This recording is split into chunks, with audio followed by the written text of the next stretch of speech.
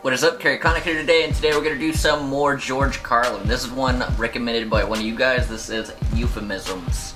And yeah, let's check it out. It's worse with every generation. For some reason, it just keeps getting worse. I'll give you an example of that.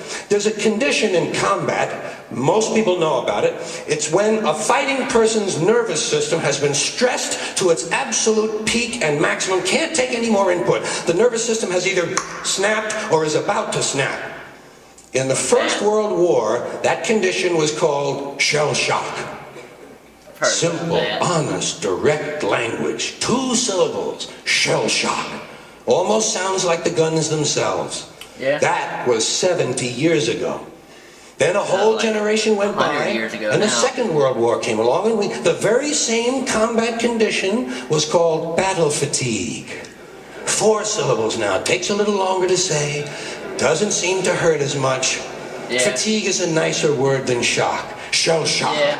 Battle fatigue. Fancier word. Then we had the war in Korea in 1950. Madison Avenue was riding high by that time, and the very same combat condition was called operational exhaustion. Hey, we're up to 8 syllables now. And the humanity has been squeezed completely out of the phrase. It's totally sterile now. Operational exhaustion. Sounds like something that might happen to your car. Yeah, it does.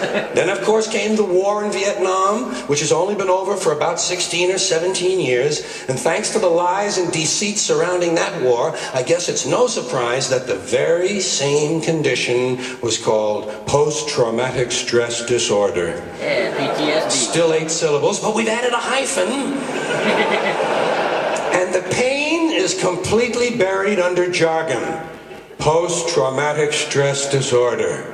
I'll bet you, if we'd have still been calling it shell shock, some of those Vietnam veterans might have gotten the attention they needed at the time. There you go. Maybe so.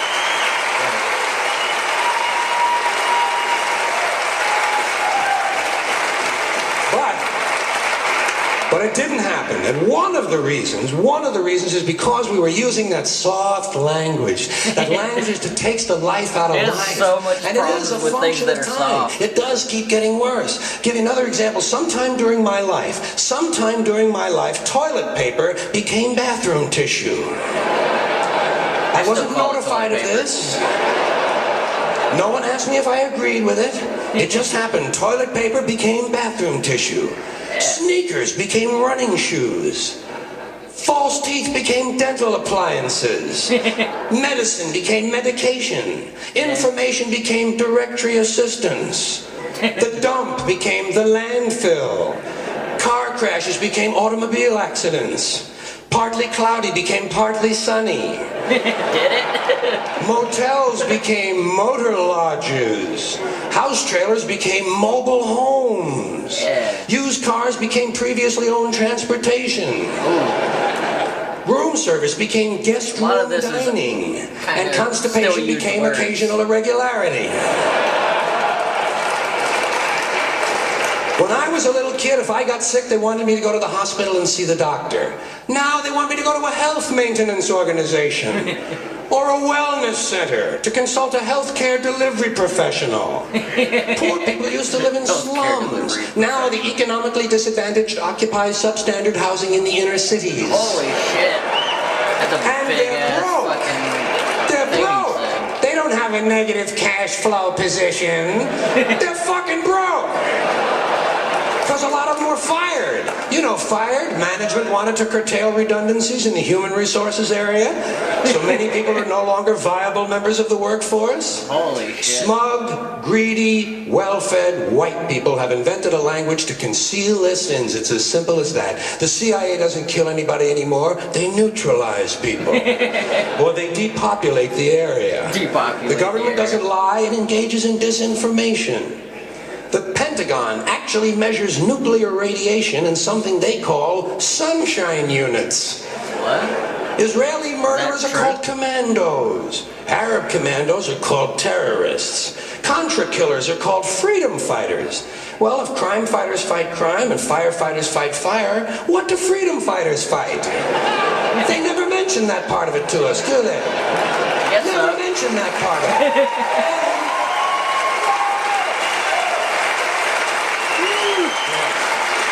And some of this stuff is just silly. We all know that. Like on the airlines, they say they want a pre-board. Well, what the hell is pre-board? What does that mean?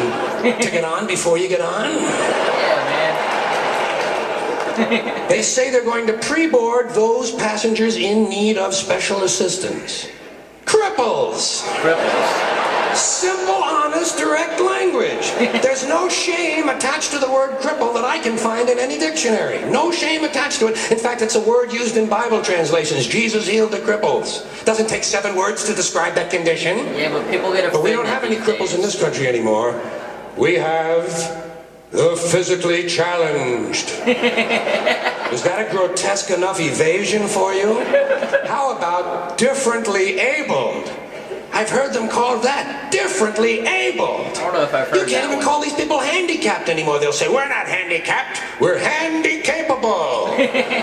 These poor people have been bullshitted by the system into believing that if you change the name of the condition, somehow you'll change the condition. Well, hey, cousin, doesn't happen. Doesn't happen. We have no more deaf people in this country, hearing impaired. No one's blind anymore, partially sighted or visually impaired. We have no more stupid people. Everybody has a learning disorder. Or he's minimally exceptional. How would you like to be told that about your child? I'd be like, fuck he's you. minimally exceptional. Oh, thank God for that. Psychologists actually have started calling ugly people those with severe appearance deficits. Oh, is that real? It's getting so bad that any day now I expect to hear a rape victim referred to as an unwilling sperm recipient. Oh, God. Plausible. And we have no more old people in this country. No more old people. We shipped them all away, and we brought in these senior citizens. Senior citizens. Isn't that a typically American 20th century phrase? Bloodless, lifeless, no pulse in one of them. A senior citizen. But I've accepted that one. I've come to terms with it. I know it's here to stay. We'll never get rid of it. That's what they're going to be called, so I'll relax on that. But the one I do resist, the one I keep resisting, is when they look at an old guy and they'll say, look at him, Dan, he's 90 years young. Imagine the fear of aging that reveals. To not even be able to use the word old to describe someone, to have to use an antonym. And fear of aging is natural, it's universal, isn't it? We all have that. No one wants to get old, no one wants to die, but we do. Yeah. So we bullshit ourselves. I started bullshitting myself when I got to my 40s. As soon as I was in my 40s, I'd look in the mirror and I'd say, well, I guess I'm getting older. Older sounds a little better than old, doesn't it? Sounds like it might even last a little longer. Yeah. Bullshit, I'm getting old. And it's okay, because thanks to our fear of death in this country, I won't have to die. I'll pass away. Such a smart ass.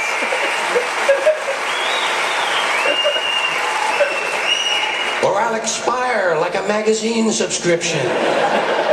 If it happens in the hospital, they'll call it a terminal episode. The insurance company will refer to it as negative patient care outcome. Oh, God. And if it's the result of malpractice, they'll say it was a therapeutic misadventure. I'm telling you, some of this language makes me want to vomit. Well, maybe not vomit. Makes me want to engage in an involuntary personal protein spill. This one is super dope. His language skills are ridiculous, and he goes on to a lot of topics that are even still big topics today, or especially today. It's the last couple of years, connected to how people today get easily offended and you have to use like specific pronouns and words and all kinds of stuff to not offend people. What he was talking about was a little different, but it's still pretty similar to what we're seeing today. Which it would be really cool if George Carlin was still alive to hear what he would have to say about today, because I'm sure he would have a lot of serious input and like thoughts on some of the shit that's going on these days. But yeah, I enjoyed it. That'll be the one for today. If any of you guys got anything else to suggest to react to, let me know down in the comments section. Hit that like button. If you are new here, hit that subscribe button. I will see you in the next one. Peace.